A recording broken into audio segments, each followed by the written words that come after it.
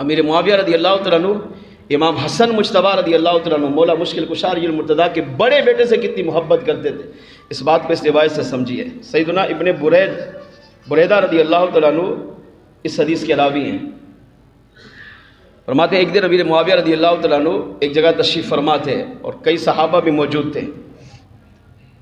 اچانک اس محفل میں امام حسن مجتبیٰ رضی اللہ تعالیٰ عنہ تشریف لے آئے۔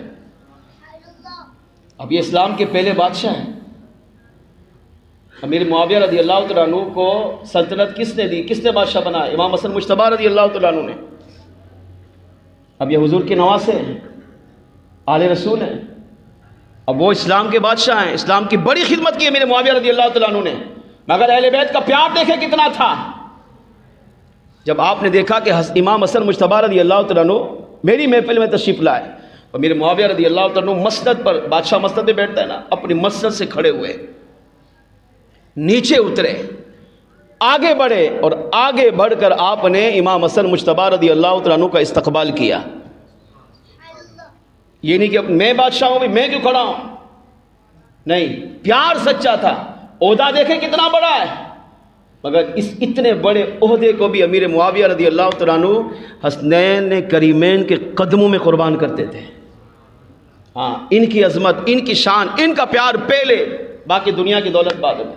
اپنی مسجد سے کھڑے ہوئے آگے بڑھے اور جا کر استقبال کیا، سلام کیا، مصافحہ کیا اور ہاتھ پکڑ کر لائے، اور امیر معاویہ رضی اللہ تعالیٰ عنہ نے امام حسن مجتبیٰ رضی اللہ تعالیٰ عنہ کو اپنی مسند پہ بٹھایا اور خود کیا کیا؟ اب یہ منظر خواب کی بات نہیں، بیداری کی بات صحابہ کے سامنے ہو رہا ہے، اور خود ایک غلام کی طرح، تاریخ میں لکھا ہے غلام کی طرح سامنے کھڑے ہو کر سر جھکا کر ہاتھ باندھ کر کھڑے ہو گئے۔ کون؟ وقت کا بادشاہ، جس کے بعد سلطنت تھی، جس کے بارے میں علماء نے لکھا 40 لاکھ مربع میل سے زیادہ ایرے پر امیر معاویہ رضی اللہ تعالیٰ عنہ نے دین اسلام کے پرچم کو بلند کیا ہے۔ اتنا بڑا حاکم، مگر آل رسول سے کتنا پیار کرتا ہے، مولا علی سے کتنی محبت کرتا ہے، آپ کے بچوں سے کتنا پیار کرتا ہے، اپنی سلطنت مسند کو چھوڑ کر امام حسن مجتبیٰ کو مسند پہ بٹھایا اور سامنے ایک غلام کی طرح کھڑے ہو کر ہاتھ باندھ کر سر جھکا لیا اور عرض کرنے لگے اگر کچھ کسی چیز کی حاجت ہو تو ارشاد فرمائیں، یہ وہی کر سکتا ہے۔ ہمارے یہاں عہدہ ملتا ہے تو نیچے والوں کو بھول جاتے ہیں، جب تک نیچے ہوتے ہیں ہاں آپ مجھے جتائیں میں سب کچھ کر دوں گا، میں ایک دفعہ حاکم تو بن جاؤں ساری مشکلیں دور کر دوں گا، جب حاکم بنتے تو عوام یاد ہی نہیں آتی۔ کیوں؟ عہدہ، تکبر، غرور، نخرہ یہ انسان کو اوپر لے جاتا ہے، نیچے والوں کو وہ چوٹی سمجھتا ہے، پرواہ ہی نہیں کرتا۔ مگر یہاں دیکھیں امیر معاویہ رضی اللہ تعالیٰ عنہ کی ذات، کہ سلطنت کے بادشاہ تو تھے ہی تھے، مگر آل رسول سے کتنا پیار تھا، مسند سے اٹھنا، آگے بڑھنا، استقبال کرنا اور لانا، مسند پہ بٹھانا، ہاتھ باندھ کر سر جھکا کر غلام کی طرح کھڑے ہونا، اس بات کی دلیل ہے کہ امیر معاویہ رضی اللہ تعالیٰ عنہ آپ سے بے انتہا محبت فرماتے تھے۔ پھر جب سیدنا امام حسن مجتبیٰ رضی اللہ تعالیٰ عنہ نے کچھ نہیں فرمایا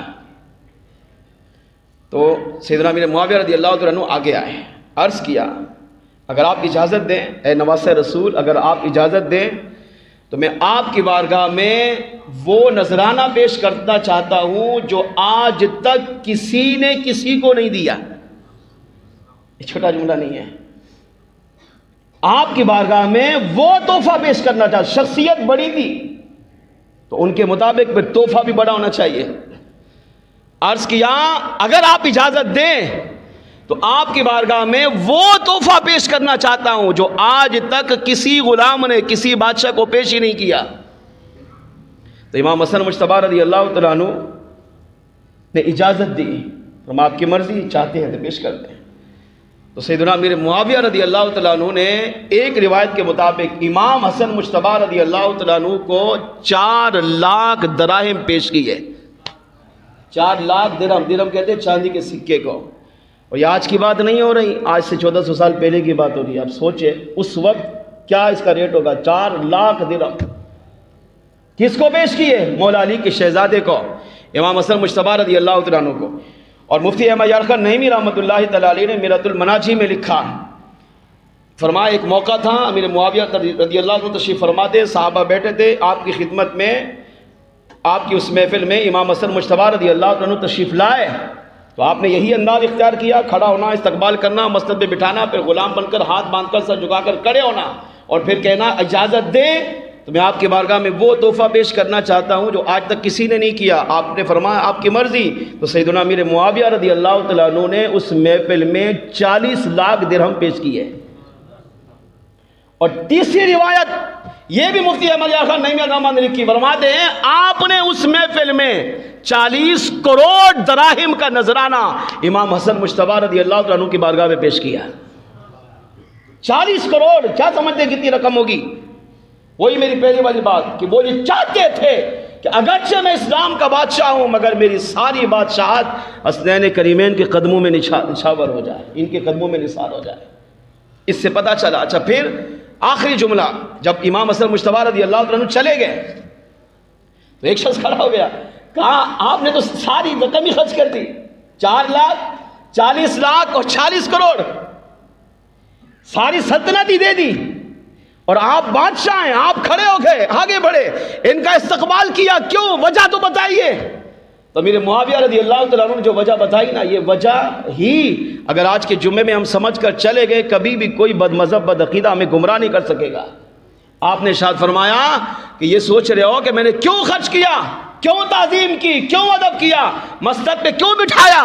فرمایا اس لیے کہ امام حسن مجتبیٰ رضی اللہ تعالیٰ عنہ ہم شکل مصطفیٰ ہیں، یہ وہ شہزادے ہیں، حضور کے وہ نواسے ہیں کہ جب یہ تشریف لاتے ہیں تو ایسا لگتا ہے جیسے خود امام الانبیاء بنفس نفیس تشریف لا رہے ہو۔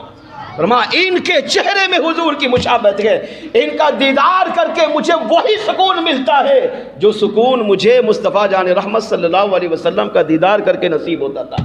فرمایا اس لیے یہ ہم شکل مصطفیٰ ہے، صورت و سیرت میں حضور کا آئینہ ہے، ان کو دیکھنا ایسے ہے جیسے حضور کو دیکھنا، اور امیر معاویہ کی ساری سلطنت اگر ان کے قدموں میں نچھاور ہو جائے تو فرمایا یہ میری زندگی کی سب سے بڑی معراج بن سکتی ہے۔ اس سے پتہ چلا امیر معاویہ رضی اللہ تعالیٰ عنہ وہ کاتب وحی جنتی، صحابی ابن جنتی، باپ بھی جنتی، آپ بھی جنتی، بہن بھی جنتی، وہ پاکیزہ صحابی ہیں کہ جنہوں نے اپنی ساری زندگی مولا مشکل کشا علی المرتضیٰ کی محبت اور حسنین کریمین کی محبت و غلامی میں گزاری ہے۔ لہٰذا دعوت